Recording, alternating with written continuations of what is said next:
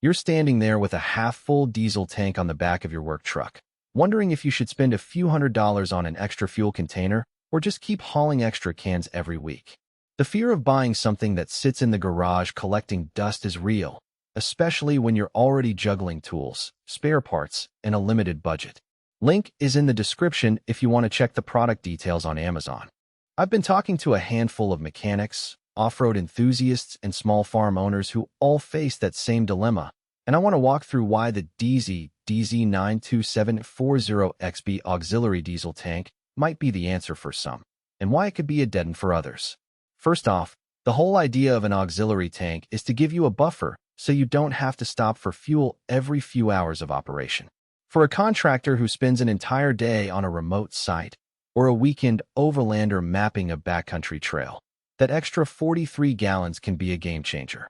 The tank bolts directly onto an existing transfer tank, which means you're not adding a loose, separate container that you have to rig up and take down each time. That bolt-in design is the kind of practical detail that makes a difference when you're already busy setting up a generator or a work site.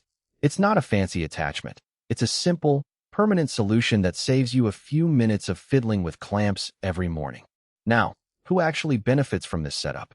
If you run a diesel-powered generator for events, a construction crew that moves between job sites, or you're the type who likes to keep a weekend-ready RV stocked for long trips without hunting for a pump, the extra capacity is worth the price tag. The tank's 43-gallon size translates to roughly 1,200 miles of driving in a typical 30-gallon truck, assuming a modest 25 miles per gallon diesel consumption. That means you could theoretically finish a full day's work, drive to a second job site, and still have fuel left for the return trip all without stepping out of the cab to fill up. On the flip side, if you're a city commuter who only drives a few dozen miles a week, the extra tank is probably overkill.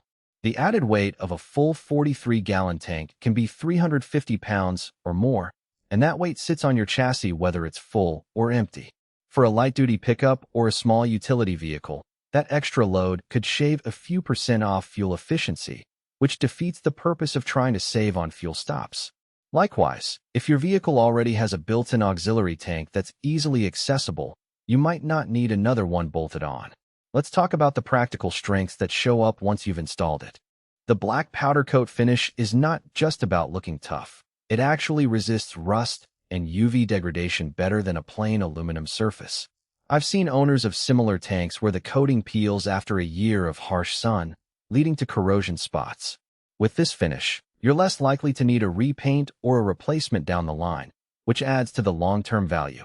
The .125 Brite-Tread, aluminum used for the tank walls, is a term the manufacturer throws around, but in plain language it means the metal is a bit thicker than the ultralight versions you might find on cheap imports.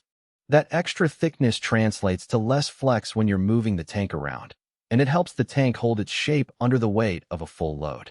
Another real-world benefit is the built-in storage compartment bolted onto the tank. It's not a gimmick.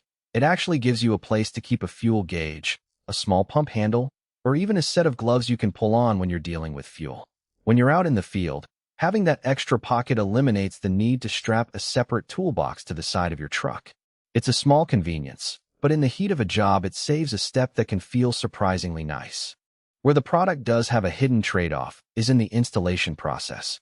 You need to drill and tap holes into the existing tank or frame, and that's not something you can just slap together with a wrench. If you're not comfortable with a bit of metalwork, you'll either have to hire a shop to do the mounting or risk a leaky connection. The instructions are fairly straightforward, but they assume a baseline familiarity with basic welding or at least with using a drill press. For a DIY-savvy buyer, that's fine. For someone who prefers plug-and-play solutions, it could be a stumbling block. Another practical weakness is the lack of an integrated venting system. The tank relies on the existing vent on the primary tank, which means you have to make sure your original setup is correctly vented to avoid pressure buildup. In my conversations with a couple of farm owners, they mentioned that after a few weeks of heavy use they had to add a small vent line to keep the fuel flowing.